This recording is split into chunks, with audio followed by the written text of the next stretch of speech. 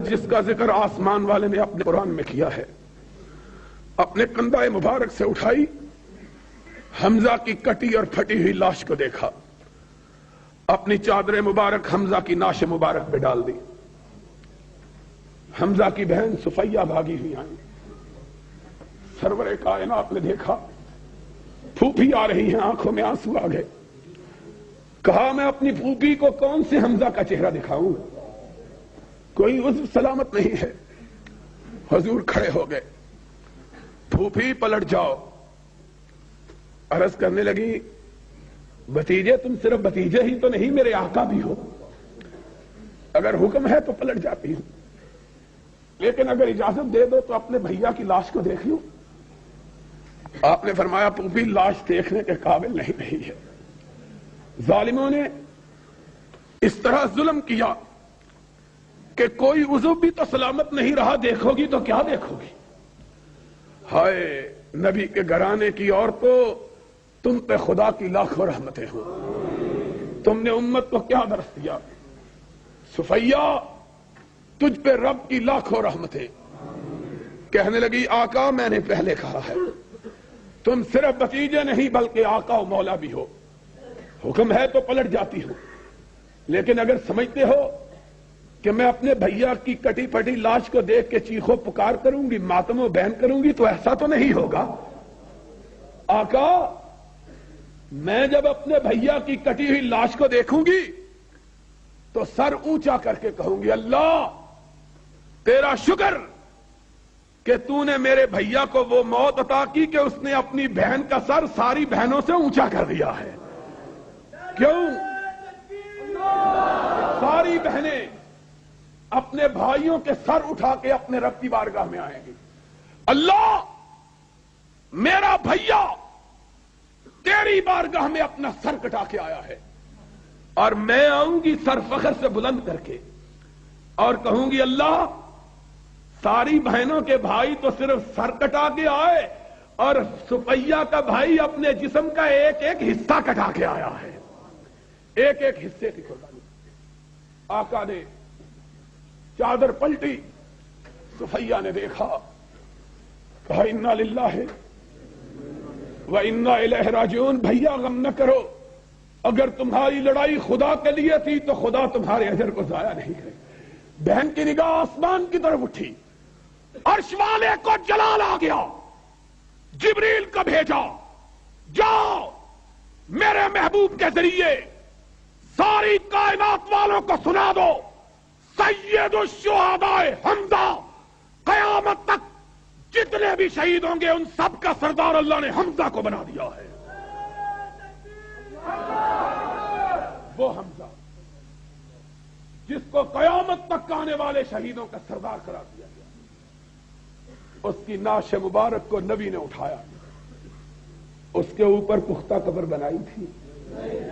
تم بتلا دو، ماننے کے لیے تیار۔ نبی کے 4 بیٹے نبی کی زندگی میں فوت ہوئے، آخری بیٹا ابراہیم کہ ناز کی ان کے لب کی کیا کہیے، ایک پنکھڑی گلاب کی سی تھی وہ ابراہیم کہ جب فوت ہو گئے ان کی بہن نے ان کو اپنے ہاتھوں میں اٹھایا، اتنے نازک تھے کہ حدیث پاک میں آیا ہے نبی جو کبھی جذباتی نہیں ہوئے تھے اس وقت جذباتی ہو گئے۔ فرمایا رفقاً بالقوارین، میری بیٹی میرے پھول کو آرام سے اٹھانا، کہیں تیرے ہاتھوں کی لمس سے مسئلہ نہ جائے۔ اتنا نازک ابراہیم، اس ابراہیم کی لاش کو حضور نے اپنے ہاتھوں پہ رکھا، بڑھاپے کا آخری بیٹا، لبوں پہ الفاظ ہے انا بفراقک یا ابراہیم لمحزونون رضینا بقضاء اللہ ما نقول الا ما یرضی اللہ۔ ابراہیم تیری جدائی کا غم تو بہت ہے، لیکن تیرے باپ کی زبان سے صرف وہی لفظ نکلے گا جو رب کو پسند ہو، اور کوئی نہیں۔ آنکھوں سے آنسو موتیوں کی طرح گر رہے، سرور کائنات کو روتے ہوئے صحابہ نے دیکھا، کوہرام مچ گیا۔ ایک صحابی ڈرتے ڈرتے آگے بڑھا، اس نے کہا یا رسول اللہ اس مسکراتے ہوئے چہرے پہ آنسوؤں کی لڑیاں، آپ بھی رو رہے ہیں۔ آپ نے فرمایا ساتھی یہ میرے جگر کا ٹکڑا تھا جو مجھ کو چھوڑ کے اپنے رب کے پاس چلا گیا ہے، اور انسان یہ خون اور گوشت کا پتلا یہ غموں سے متاثر ہوتا، خوشی سے متاثر ہوتا ہے، لیکن زبان سے شکوے اور شکایت کی لفظ مومن نہیں نکالتا۔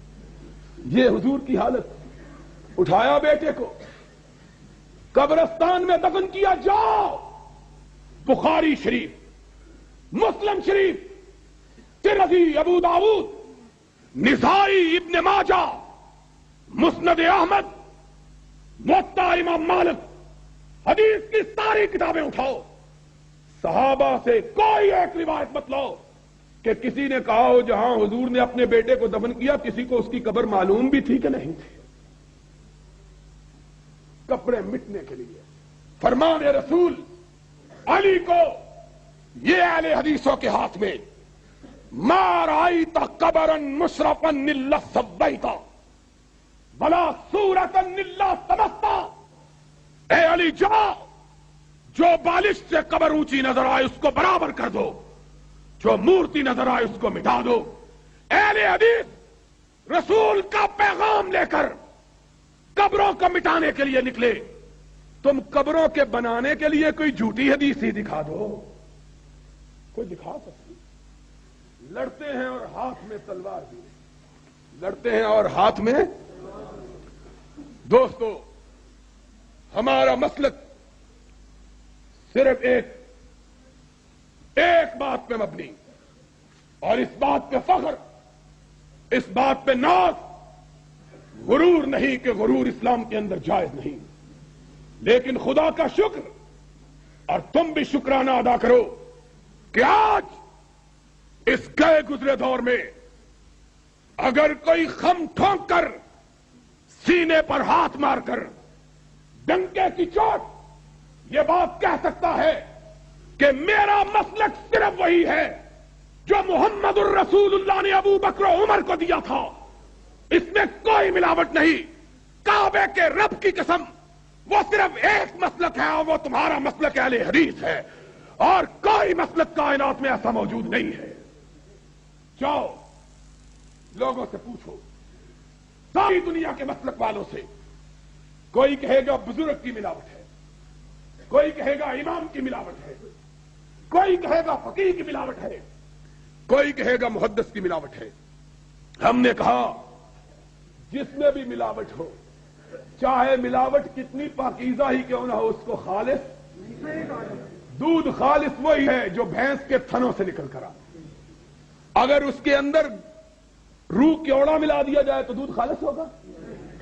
اگر اس کے اندر زمزم کا پانی ملا دیا جائے دودھ خالص؟ دودھ خالص وہی ہے جس کے اندر کوئی آمیزش نہیں، اور مسلک خالص وہی ہے جس کے اندر نہ کسی امام کی، نہ کسی فقیہ کی، نہ کسی محدث کی، نہ کسی شیخ کی، نہ کسی بزرگ کی، نہ کسی پیر کی، نہ کسی اونچے کی، نہ کسی کالے کی، نہ کسی گورے کی کوئی ملاوٹ نہ ہو، بلکہ بات وہی کہے جو محمد کریم نے کہی تھی، اور وہ کیا ہے؟ ایک ہاتھ میں رب کا قرآن ہو، دوسرے ہاتھ میں محمد کا فرمان ہو۔ انشاءاللہ جب تک ہم زندہ ہیں قرآن کو بھی اونچا رکھیں گے، محمد کے فرمان کو بھی اونچا رکھیں گے، جو لڑے گا اس کا مقابلہ کریں گے، پشت پھیر کر نہیں بھاگیں گے کہ ہماری تاریخ میں پشت پھیرنے والے کو اپنے قبیلے کا فرزند